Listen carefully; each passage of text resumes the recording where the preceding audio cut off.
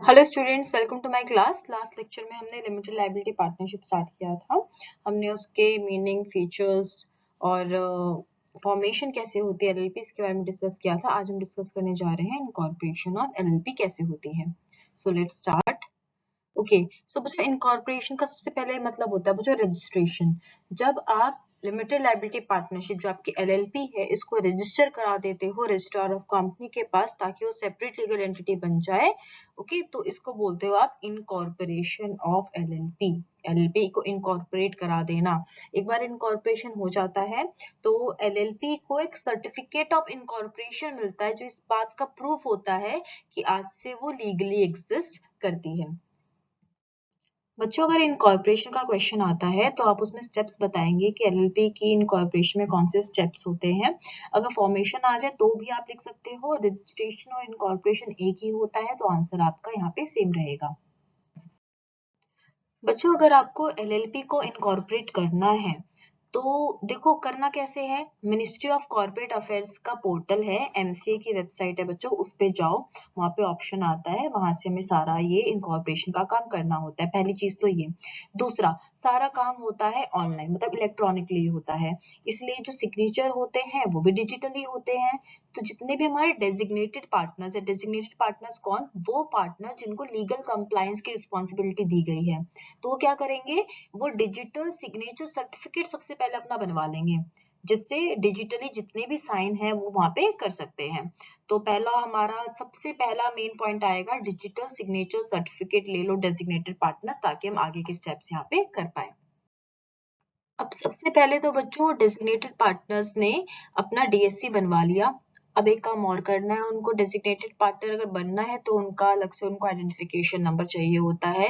तो अगेन कहाँ से मिलेगा, मिनिस्ट्री ऑफ कॉर्पोरेट अफेयर्स की वेबसाइट से। गवर्नमेंट ही इशू करती है, यूनिक आइडेंटिफिकेशन नंबर होता है जिससे उनकी अलग से पहचान बच्चों हो सकती है।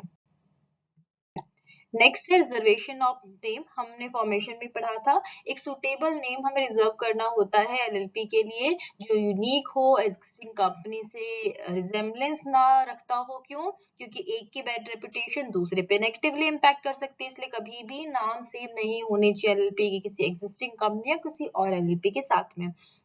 जो भी आप एलएलपी फॉर्म कर रहे हो उसके पीछे सफिक्स लगता है बच्चों एलएलपी। जैसे प्राइवेट लिमिटेड कोई कंपनी होती है ना, कोई प्राइवेट कंपनी होती है तो उसके पीछे सफिक्स क्या लगता है, जैसे प्राइवेट लिमिटेड लगता है, पब्लिक कंपनी के पीछे लिमिटेड लगता है, इसी तरीके से जो एलएलपी होती है उसके पीछे लगता है एलएलपी। ओके, सो कहाँ से मिल सकता है आपको ये नाम, बच्चों एमसीए की वेबसाइट पे जाओ, एक रन सर्विस होती है RUN, okay, reserve unique name नाम से एलएलपी का ऑप्शन साथ में आ जाएगा, वहां से आप नाम के लिए अप्लाई कर सकते हो।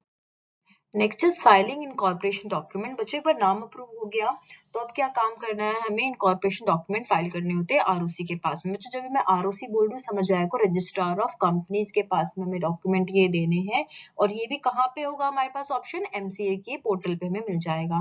तो एक एप्लीकेशन हमें भरनी होती है फॉर्म फिलअप नाम से, form for incorporation of LLP, ये हमें यहाँ पे फिल करनी होगी।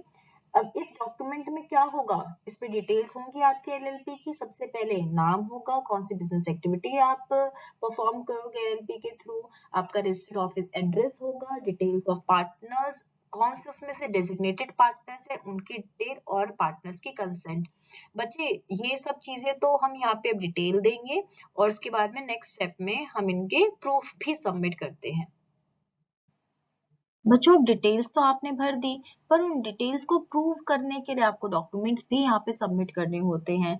ये वैसे ही उसी तरीके से है बच्चों, जैसे मान लो आप कॉलेज में एडमिशन ले रहे हो, एडमिशन फॉर्म भरते हो, तो शुरू में तो सारी डिटेल्स भरते हो, अगले स्टेप में क्या करते हो, जो भी डॉक्यूमेंट्स हैं जो आपकी डिटेल्स को प्रूव करते हैं वो वहां पे आप अपलोड करते हो। तो यही चीज यहाँ पे है कि सबमिशन ऑफ रिक्वायर्ड डॉक्यूमेंट्स, जो हमने पीछे चीजें करी है, हमने पार्टनर्स डिटेल भरी थी हम लोगों ने, तो उनका आइडेंटिटी प्रूफ, पार्टनर्स का एड्रेस प्रूफ, जो आपने रजिस्टर्ड ऑफिस के एड्रेस भरा है उसका प्रूफ, आपने डेजिग्नेटेड पार्टनर्स के बारे में डिटेल्स दी, उनका कंसेंट दोगे, पार्टनर्स की सब्सक्राइबर शीट उनके द्वारा साइन की यहाँ पे दोगे। तो ये सारे डॉक्यूमेंट्स हमें यहाँ पे सबमिट करने होते हैं।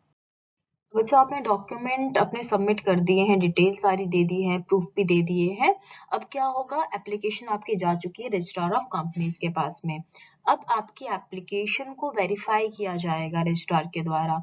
अगर सब कुछ सही लगता है रजिस्ट्रार को तो क्या करेगा, एलएलपी को रजिस्टर कर देगा, सारे डॉक्यूमेंट्स को सही लग गए, सारी डिटेल्स सही लग गए। अगर कोई गलती लगती है तो पहले वो आपको बोलेगा भी इसमें करेक्शन कर दो, उसके बाद आप उसको रीसबमिट करना, फिर आपके एलएलपी रजिस्टर हो जाएगी। बच्चों अब नेक्स्ट अप्रूवल के बाद क्या होगा, registrar certificate of incorporation issue करेगा एलएलपी का।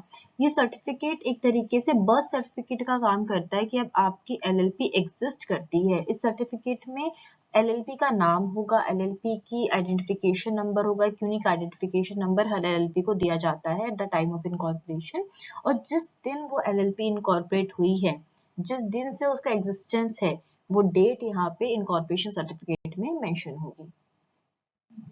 बच्चों चलो सर्टिफिकेट ऑफ इनकॉर्पोरेशन भी मिल गया। हमने फॉर्मेशन में एक चीज और पढ़ी थी कि देखो इनकॉर्पोरेशन हो गया है, इनकॉर्पोरेशन के 30 दिन के अंदर अंदर पार्टनर्स को एलएलपी एग्रीमेंट फाइल करना होता है आरओसी के पास में। ओके ये फॉर्म 3 के थ्रू फाइल होता है, याद हो जाए तो ठीक है, नहीं हुई तो भी कोई प्रॉब्लम नहीं है। याद रखो 30 दिन के अंदर एलएलपी एग्रीमेंट फाइल करना, एक बार इनकॉर्पोरेशन हो गया उसके बाद में। एग्रीमेंट अगेन सारी चीजें एग्रीमेंट में लिखी होंगी जो पहले भी होती थी पार्टनरशिप 1932 के तहत, कि पार्टनर्स और जितने भी पार्टनर्स हैं उनकी राइट्स क्या होंगे, ड्यूटीज क्या होंगी, प्रॉफिट शेयरिंग रेशियो क्या होगा, मैनेजमेंट स्ट्रक्चर क्या होगा, पार्टनरशिप के रूल क्या होंगे, कोई एडमिट हो रहा है वो क्या प्रोसीजर होगा, कोई रिमूव हो रहा है, रिटायर हो रहा है पार्टनर, वो क्या प्रोसीजर होगा, कोई डिस्प्यूट अगर हो गया है तो उसका रेजोल्यूशन क्या होगा, सारी चीजें हमारे एग्रीमेंट में लिखी हुई होती हैं। ओके सो ये तो हमने पढ़ लिया कि इनकॉर्पोरेशन कैसे होता है, सारे स्टेप्स भी पढ़ लिए हम लोगों ने। हमने देख लिया भाई डीएससी लेना होता है, हमने देखा डीपीआईएन चाहिए होता है, जो डिटेल्स भरनी होती है फिलिप फॉर्म में हम लोग को इनकॉर्पोरेशन के लिए, साथ में रिक्वायर्ड जो भी प्रूफ है वो हम लगा लेते हैं। रजिस्ट्रार चेक करता है, ठीक लगता है अप्रूव कर देता है, साथ में सर्टिफिकेट ऑफ इनकॉर्पोरेशन दे देता है, उसके 30 दिन के अंदर अंदर आप लोग एलएलपी का एग्रीमेंट भी फाइल कर देते हो। अब जो इनकॉर्पोरेशन हुआ है, होता क्या है, इससे क्या इफेक्ट होता है इनकॉर्पोरेशन का। बच्चों जैसे ही आपकी एलएलपी इनकॉर्पोरेट हो गई, जो डेट उस पे लिखी है उस दिन से आपकी एलएलपी मानी जाएगी सेपरेट लीगल एंटिटी।